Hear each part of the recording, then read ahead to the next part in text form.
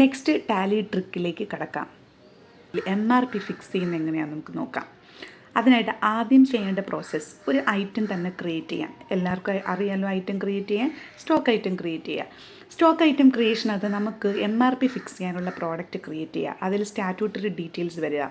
തൊട്ട് താഴെ set alter MRP details അത് SC കൊടുക്കുക. SC കൊടുക്കുമ്പോഴത്തേക്കും ഒരു വിൻഡോ വരും. അവിടെ hello MRP modification on voucher അതും SC കൊടുക്കുക. SC കൊടുത്തതിന് ശേഷം തൊട്ട് താഴെ MRP റേറ്റ് പറയുന്നുണ്ടാവും. ആ MRP റേറ്റിന് നേരെ ആ പ്രോഡക്റ്റിന് നിങ്ങൾ ഫിക്സ് ചെയ്യേണ്ട MRP പ്രൈസ് അവിടെ കൊടുക്കുക. ഇങ്ങനെ ചെയ്യുമ്പോഴുള്ള ഗുണം ചെയ്യുന്ന ഇൻവോയ്സിൽ ഓട്ടോമാറ്റിക്കായിട്ട് തന്നെ MRP ഇൻവോയ്സിൽ കാണിക്കും. അതോടൊപ്പം തന്നെ hello MRP modification voucher SC കൊടുത്താലുള്ള ഗുണം എന്താണ്? MRPയിൽ മാറ്റമുണ്ടെങ്കിൽ അവിടെ വെച്ച് തന്നെ നമുക്ക് ഓൾട്ടർ ചെയ്യാനായി സാധിക്കും. ഇടുന്ന വീഡിയോസ് നിങ്ങൾക്ക് തുടർച്ചയായി കാണണമെങ്കിൽ നോട്ടിഫിക്കേഷൻ വരണമെങ്കിൽ സബ്സ്ക്രൈബ് ചെയ്താൽ മാത്രമേ വരൂ. സബ്സ്ക്രൈബ് ചെയ്ത് ഓൾ അമർത്തണം. എങ്കിൽ മാത്രമേ നോട്ടിഫിക്കേഷൻ ഇടുന്ന ടൈമിൽ വരികയുള്ളൂ.